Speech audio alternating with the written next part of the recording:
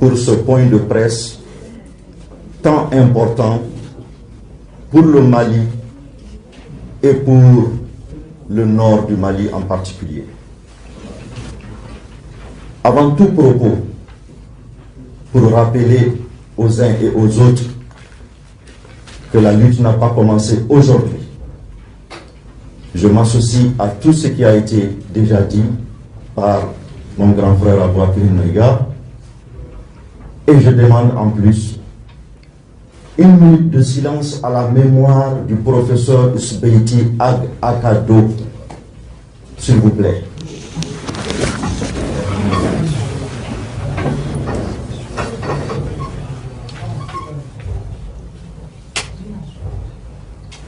Je vous remercie.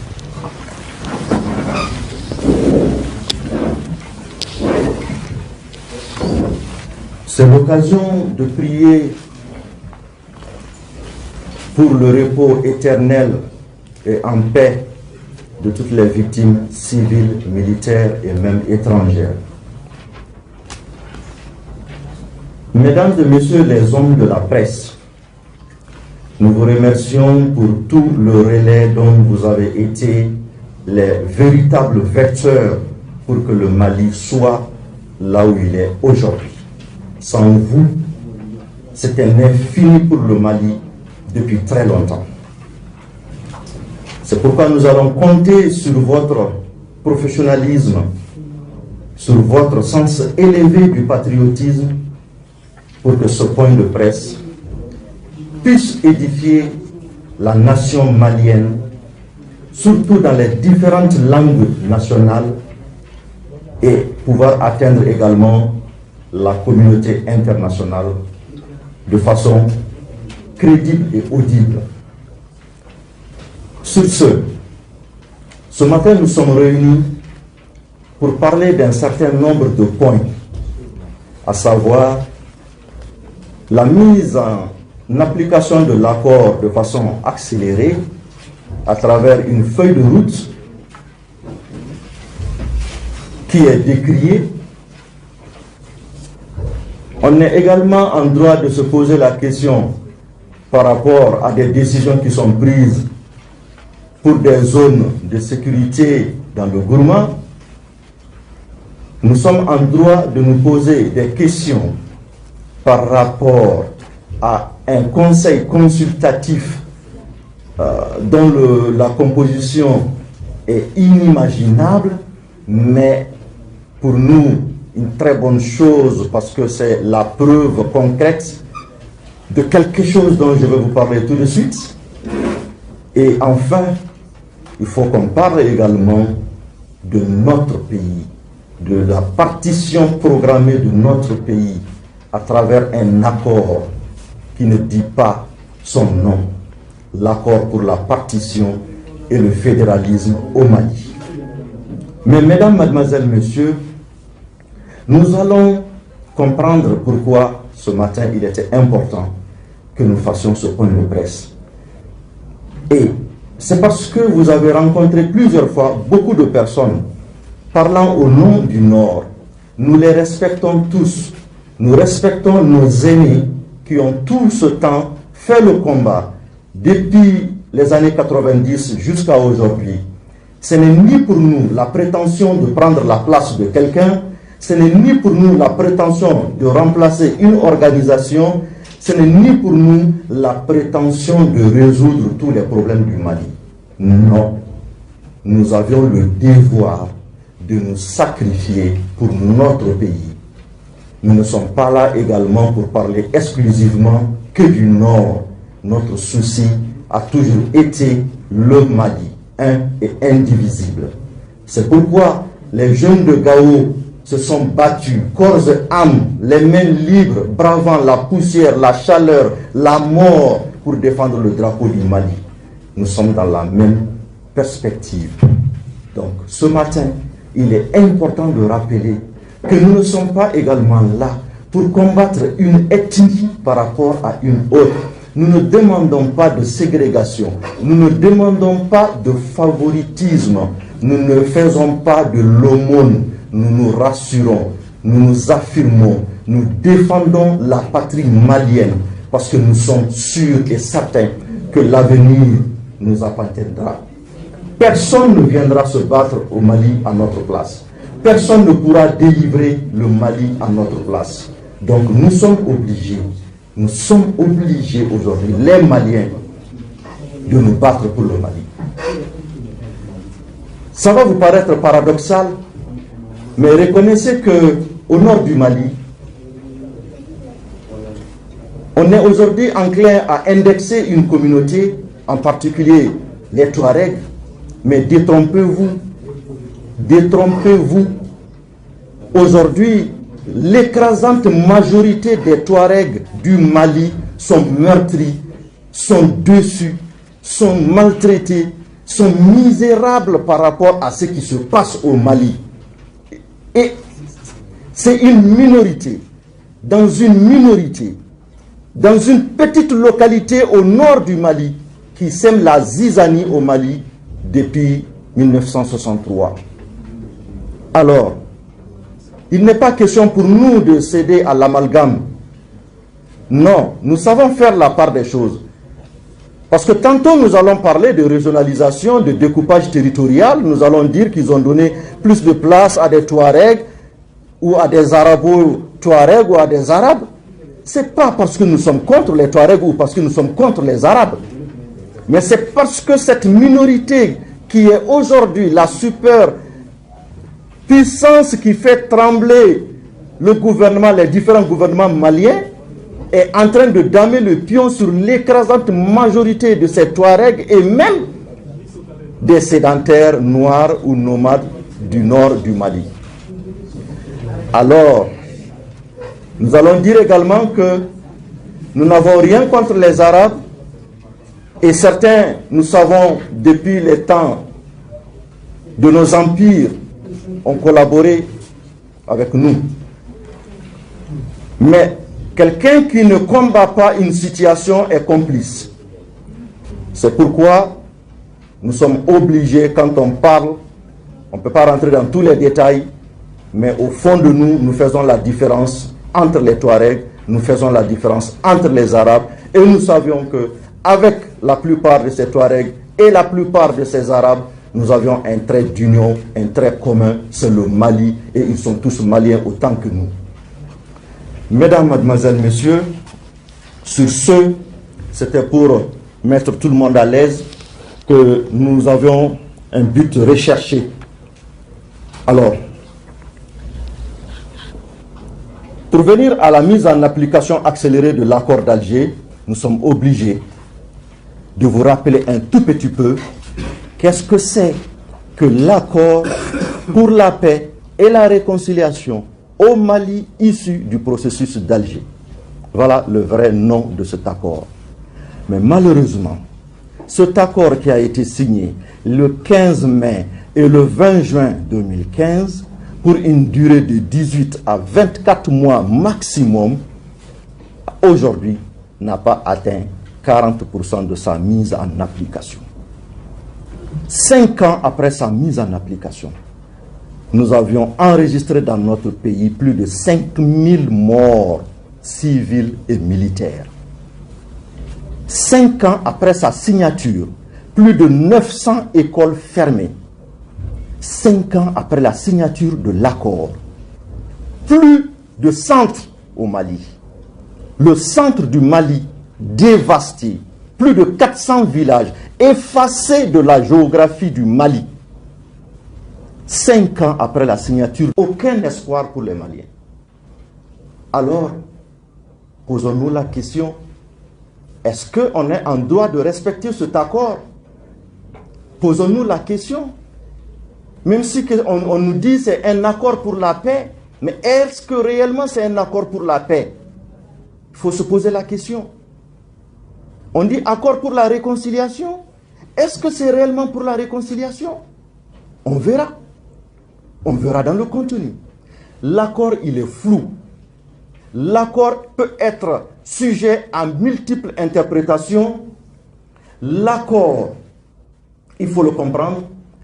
Quand tu lis entre les lignes, tu te rendras compte que tout ce qu'il y a de mauvais qui peut arriver au Mali, en particulier la partition du Mali, est bien inscrit dans l'accord de par la mise en application.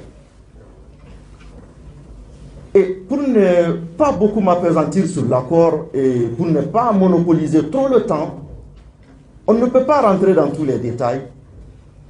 Et je vous informe déjà que même cet après-midi à 16 h, il y a une conférence de presse sur l'accord au niveau de la bourse du travail, où peut-être que les intervenants parleront beaucoup plus du contenu de l'accord. Mais nous allons tout simplement vous dire, cet accord, il n'est pas bon pour le Mali. Cet accord, il est mauvais. Cet accord nous amène au minimum à un fédéralisme dont le Mali n'est pas préparé. Cet accord nous amène plus tard à une partition définitive du Mali. Donc, qu'est-ce que nous pouvons attendre de cet accord? C'est deux choses. Soit il faut relire l'accord rapidement, ou il faut tout simplement l'abandonner. Il n'y a pas de demi-mesure. Quelque chose qui est venu tout simplement pour te décapiter, ben soit tu fuis ou tu t'arrêtes. On en a marre de passer notre temps, notre vie à nous battre dans l'insouciance totale des autorités maliennes. Alors, là, ça me permet de parler des autorités maliennes.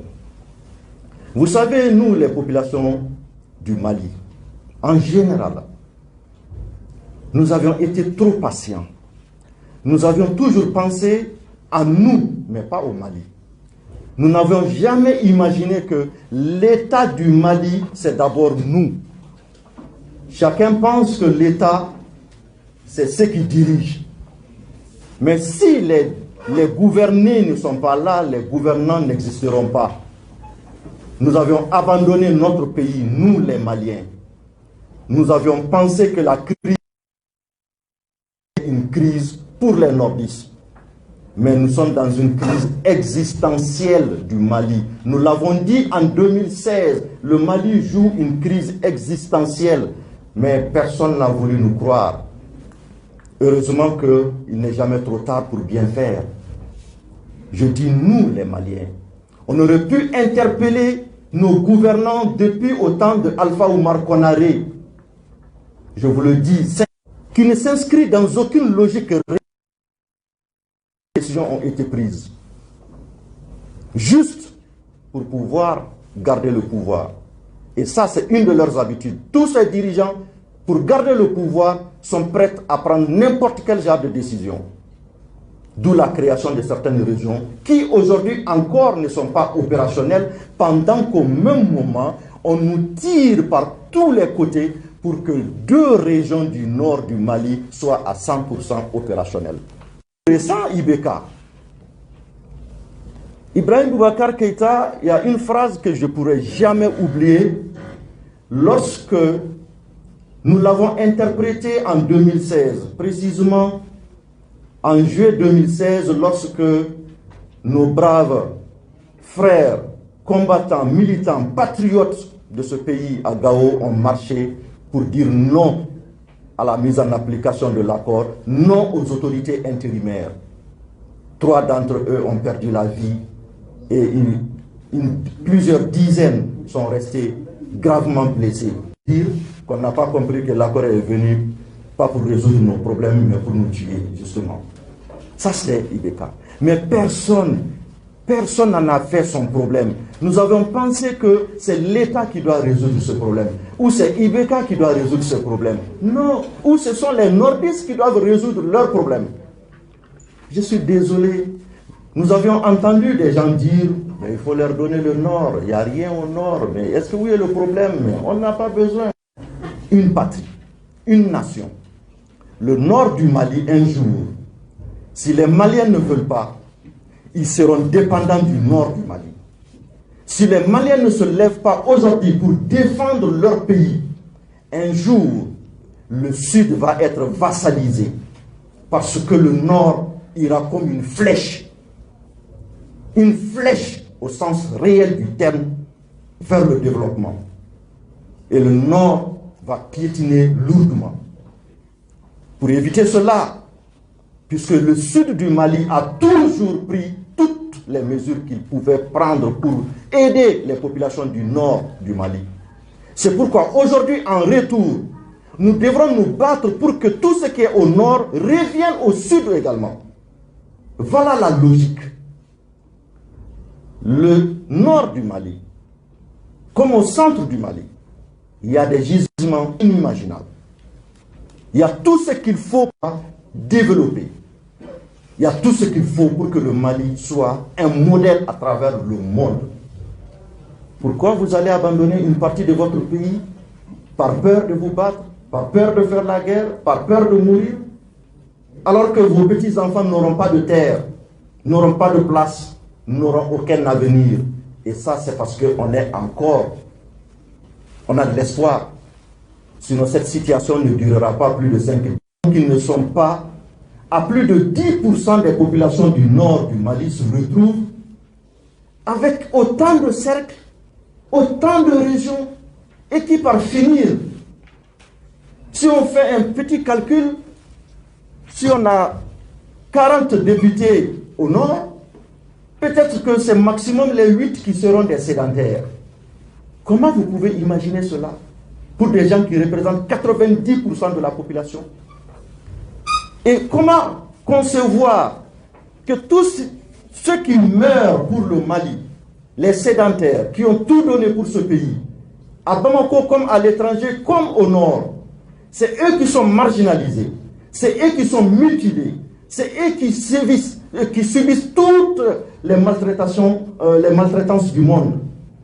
Et que mieux que ça, on trouve légalement les moyens de les isoler et de réduire leur espace de vie à leur petite ville au bord du fleuve Niger, à Gao, à Tombouctou. Impensable mais vrai. Les Maliens doivent nous aider à combattre tout ça. On vous dit, mesdames, mademoiselles, messieurs, que pour avancer rapidement, nous avions le souci de vous dire, nous sommes obligés de nous lever et de défendre la patrie malienne, vaille que vaille, coûte que coûte. Je ne peux pas terminer sans quand même vous dire une chose. Cette équipe de transition qui est là devrait être avertie pour ne pas se lancer dans la mise en application de l'accord. Ils n'avaient aucune obligation de se mettre dans la mise en application de l'accord. Donc les Maliens doivent se lever parce qu'ils sont presque même plus pressés d'aller dans la mise en application que leurs prédécesseurs. Un grand danger pour le Mali.